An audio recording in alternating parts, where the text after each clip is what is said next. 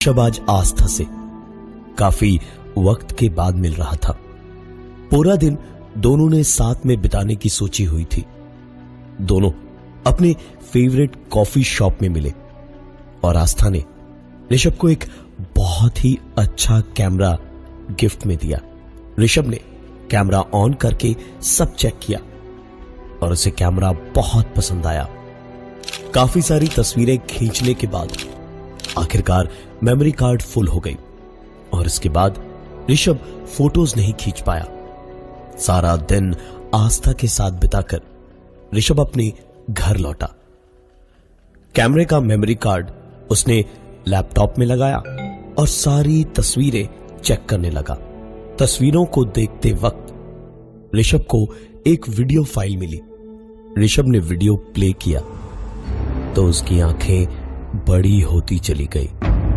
Video में कोई एक आदमी का गला घोंटकर उसे मार रहा था और वीडियो ऐसा लिया गया था कि जिससे सिर्फ जिसका गला घोंटा जा रहा है उसकी ही शक्ल दिख रही थी। उस आदमी की आंखें ऐसी बड़ी होती जा रही थी जैसे बस अभी बाहर ही गिर पड़ेंगी। चेहरा लाल हुआ और फिर नीला। सांसें तो उसकी आ ही नहीं रही थी। गले से आवाज बड़ी मुश्किल से निकल रही थी और वो भी घुटी हुई सी। वो आदमी एक एक सांस के लिए तड़प तड़प के मर गया और वीडियो उसके मरते ही खत्म हो गया। कुछ देर तक तो ऋषभ बस सर पे हाथ रखे बैठा रहा, क्योंकि ऐसी दरिंदगी, ऐसी हैवानगी कोई सोच भी नहीं सकता था। लेकिन यह एक सच था। उसके सामने वो वीडियो था। पहले सोचा कि वीडियो डिलीट कर दे, पता नहीं क्या मुसीबत आ जाए। फिर उसने फाइल की डेट देखी। डेट करीबन हफ्ते भर पहले की ही थी। ऋषभ ने कुछ देर और सोचा कि अगर किसी ने मर्डर किया है तो जरूर वो लाश छुपाएगा और क्या पता वहीं से कुछ इंफॉर्मेशन मिल जाए। और यही सोच के मिसिंग पीपल पोर्टल पे चेक किया, लेकिन इससे भी कुछ फायदा नहीं हुआ। ऋषभ करता भी तो क्या, घबरा के सीधे पुलिस के पास पहुंचा। पूरी बात बताई और वीडियो दिखाने के लिए जब प्ले किया तो वीडियो चला नहीं। कई बार कोशिश की लेकिन वीडियो प्ले ही नहीं हो पाया। जो वीडियो लैपटॉप पे चला था और जिससे ऋषभ की नींद उड़ गई थी, वो वीडियो पुलिस के सामने चला ही नहीं। लाजमी था कि पुलिस को लगा कि ऋषभ मजाक कर रहा था। ऋषभ को पुलिस ने वार्निंग देकर छोड़ दिया। ऋषभ को कुछ समझ नहीं आ रहा था कि आखिरकार ये कैसे हुआ। उसकी रास्ते में एक दोस्त से मुलाकात हुई तो उसने उसे पूरी बात बताई और घर आकर उसके सामने भी जब वीडियो चलाने की कोशिश की तो वीडियो चला नहीं। दोस्त को लगा कि ऋषभ मजाक कर रहा है। उसने भी हंसी हंसी में बात उड़ा दी और जब ऋषभ का दोस्त चला गया तो ऋषभ ने एक बार फिर से वीडियो को प्ले किया और इस बार वीडियो अपने आप चल पड़ा। ऋषभ इतनी बुरी तरह चिढ़ गया था कि उसने मेमोरी कार्ड लैपटॉप से निकाला और वापस कैमरे में लगा के अलमारी में कैमरे को रख के घर के बाहर चला गया। बाहर बाजार में ऋषभ लोगों और शोर शराबे में पूरे दिन की सारी वो परेशान करने वाली बातों को भूल गया। कुछ थोड़ा बहुत जो सामान लेना था सब लेकर ऋषभ पलटा ही था जब उसके सामने से एक बहुत जाना पहचाना सा आदमी उसे थोड़ी दूरी पर दिखा। ऋषभ एक बार तो उसे पहचान नहीं पाया। दिल में खटका लगा तो पलट के उसे दोबारा देखा। वो आदमी अब ऋषभ के सामने खड़ा था। ऋषभ को समझ आ रहा था कि उसका माथा धीरे धीरे पसीने से भीग रहा था। ऋषभ वहां से हड़बड़ाता हुआ निकल गया और तेजी से भागता हुआ जल्दी जल्दी अपने घर पहुंचा और दरवाजा बंद करके तुरंत वापस वो मेमोरी कार्ड लगाया और वही वीडियो चलाया। ऋषभ को अपनी आंखों पर यकीन करना मुश्किल हो रहा था, क्योंकि वीडियो में जिस आदमी की मौत गला घोटने से रोते हुए वो देख पा रहा था, वो कोई और नहीं, वही आदमी था जिसे अभी कुछ ही देर पहले ऋषभ ने बाजार में देखा था। ऋषभ की सांस फूल रही थी। कैमरा ऑफ करके उसने अलमारी में रख दिया और सीधा बाथरूम में जाकर शावर ऑन कर लिया उसने।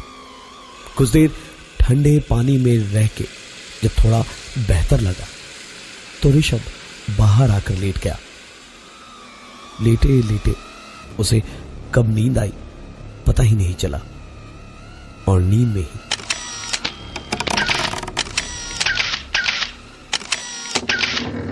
कुछ आवाजें सुन सुन के जब रहा नहीं गया तो ऋषभ उठा और ध्यान से सुनने की कोशिश करने लगा कि कहां से आवाज आ रही थी। थोड़ी ही देर में समझ में आया कि दरअसल अलमारी के अंदर जिधर कैमरा रखा था ये आवाजें वहीं से आ रही थी। ऋषभ ने एक बार डरते हुए पूछा, कौन है? कौन है वहां पे? बदले में जब किसी इंसान की आवाज नहीं आई लेकिन कैमरे की आवाजें आती रही तो ऋषभ ने आगे हाथ बढ़ाया और अलमारी का हैंडल लॉक खोलकर अलमारी को खोलते ही नींद में डूबी ऋषभ की आंखें इस अचानक पड़ी फ्लैश की रोशनी से बुरी तरह चौंधिया गई थी। आंखें खोलकर दोबारा जैसे ही खुली हुई अलमारी में देखा तो उसमें कोई नहीं था, लेकिन कैमरा ऑन पड़ा था। ऋषभ ने कैमरा उठाकर चेक किया तो आखिरी फोटो वही थी जिसमें ऋषभ तो फ्लैश की वजह से आंखें बंद कर चुका था, लेकिन जिसने उसकी फोटो अलमारी के अंदर बैठकर खींची थी शायद फोटो में वही उसके पीछे खड़ा था और यह आदमी कोई और नहीं वही था जिसको बाजार में ऋषभ ने अपने सामने देखा था और जिसका वीडियो इस कैमरा में था जिसमें उसकी मौत हो चुकी थी। ऋषभ ना तो उस आदमी को जानता था ना ही कुछ उसके बारे में पता था। ऋषभ ने यूं ही चिल्लाते हुए कहा, क्या चाहते हो तुम मुझसे? क्यों परेशान कर रहे हो? तभी ऋषभ के पीछे पड़ी टेबल पर कागज के ऊपर कुछ लिखने की आवाज आई। ऋषभ के सामने उसके सवाल का जवाब उस कागज पर लिखा था। ऋषभ ने कागज उठाकर देखा तो पाया उसमें लिखा था जस्टिस, यानी इंसाफ। ऋषभ इस वक्त डरा हुआ भी था, परेशान भी था। जानना तो चाहता था कि यह सब क्या था, लेकिन हिम्मत नहीं हो पा रही थी आगे बढ़ने की। ऋषभ ने चुपचाप वहीं खड़े खड़े पूरे कमरे का कोना कोना ध्यान से देखा। कभी उस कागज के टुकड़े को देखा तो कभी तुरंत अपने पीछे, दाएं बाएं हर तरफ ऋषभ को पागलपन सा महसूस हो रहा था।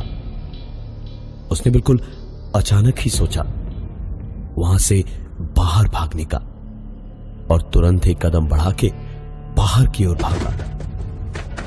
कमरे से बाहर निकल के सीधे मेन दरवाजे तक पहुंचा था बस।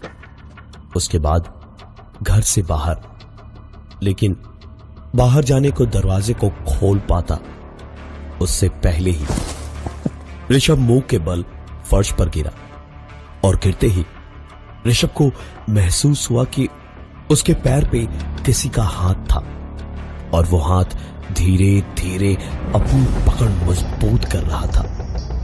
और फिर एकदम से साफ साफ समझ आया कि ऋषभ के पैर को वो हाथ मजबूती से पकड़ के ऋषभ को खींचने लगा, घिसटता हुआ पीछे की तरफ वापस अपने कमरे की ओर उसे ले जाने लगा। ऋषभ ने वही किया जो कोई भी इस हालात में करता। खुद को छुड़ाने की कोशिश में ऋषभ ने पहले तो हाथ पैर चलाए, लेकिन जब कोई फायदा न हुआ तो उसने दरवाजे के पास रखे हुए सोफे का पाया पकड़ लिया, लेकिन इससे कोई फायदा नहीं हुआ, बल्कि उन हाथों ने ताकत बढ़ा दी और अगले ही पल ऋषभ हवा में था। ऋषभ बहुत तेजी से जाकर दीवार से टकराया और उससे ऐसा चिपका जैसे कोई तस्वीर दीवार पर होती है। उसका पलंग हवा में उठ के खड़ा हुआ और एक जोरदार आवाज के साथ नीचे गिरकर टूट गया। ऋषभ अब और नहीं सह सकता था। वो चिल्लाया, जाने दो, मुझे छोड़ दो, मैं तो तुम्हें जानता भी नहीं हूं, फिर तुम्हारी क्या मदद कर सकता हूं मैं? कैसे इंसाफ दिलाऊंगा तुम्हें मैं? ऋषभ इसके आगे कुछ और नहीं बोल पाया।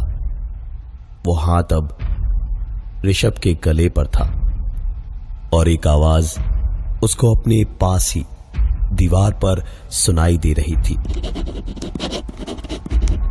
हाथ एकदम से हटा और ऋषभ नीचे जमीन पर गिरा और वापस ऊपर देखा तो जहां उसे दीवार से चिपका रखा था वहां एक नाम लिखा था, विनय श्रीवास्तव।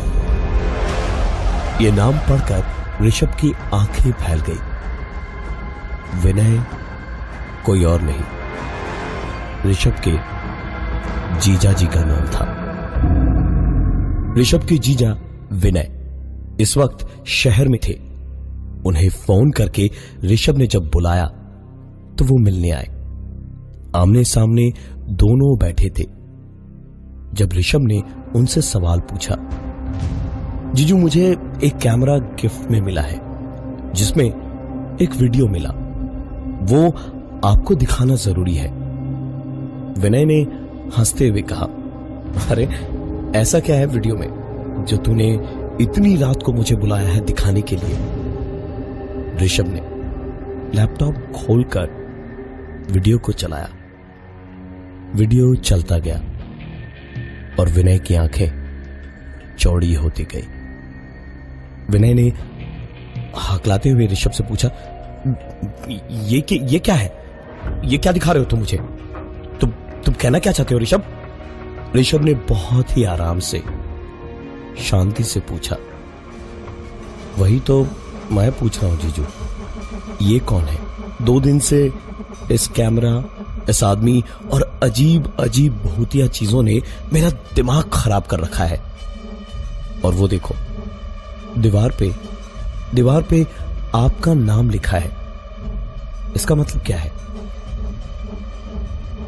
विनय इधर उधर देखता हुआ सोच रहा था कि क्या बोले और क्या नहीं, कि उतनी ही देर में वो वीडियो अपने आप फिर से चलने लगा।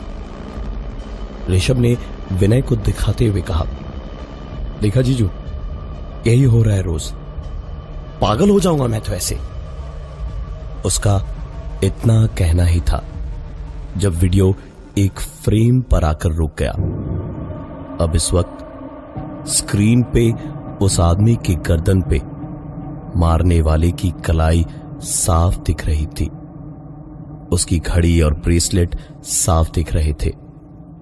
ब्रेसलेट पे ध्यान से देखा तो उस चमचमाते सोने के ब्रेसलेट पे एक नाम लिखा था, विनय श्रीवास्तव। विनय के पास कहने को कुछ नहीं बचा था। उसका मुंह पूरी तरह से उतर गया था। अब उसे यह सबूत भी मिटाना ही था।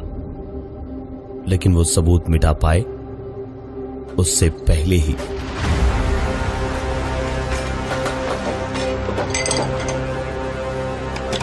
ऋषभ के टूटे पलंग का एक बड़ा सा हिस्सा हवा में उठा और हवा में से सीधा आकर विनय के सर पे लगा। विनय को इतनी तेज चोट लगी थी कि वो वहीं चीख मारकर गिर पड़ा और ऋषभ को साफ दिखाई दे रहा था कि विनय का गला धीरे धीरे दब रहा था और उसकी आवाज घुट रही थी। विनय ने बहुत कोशिश की, हाथ पैर मारे, लेकिन कोई फायदा नहीं हुआ। गला दबता गया और थोड़ी ही देर में उसका तड़पना बंद हो गया। विनय एक बिजनेसमैन था, फिशरीज का काम था उसका। काफी मुनाफा कमाया था उन्होंने पिछले साल में, और जिसकी मौत हुई वो उसका बिजनेस पार्टनर था मलेश। उसे कहीं से खबर मिल गई थी कि विनय मछलियों में ड्रग्स का धंधा कर रहा था। उसने जब पुलिस में खबर करने की धमकी दी तो विनय ने उसे मार डाला और उसका सामान इधर उधर फेंकवा दिया। बस वो कैमरा किसी के हाथ लगा जिसने उसे सेकेंड हैंड सस्ते सामान की दुकान तक पहुंचाया और वहां से आस्था, और आस्था से ऋषभ तक। कभी कभी आंखें भले ही पत्थर की हों, पर इंसान की आंखों से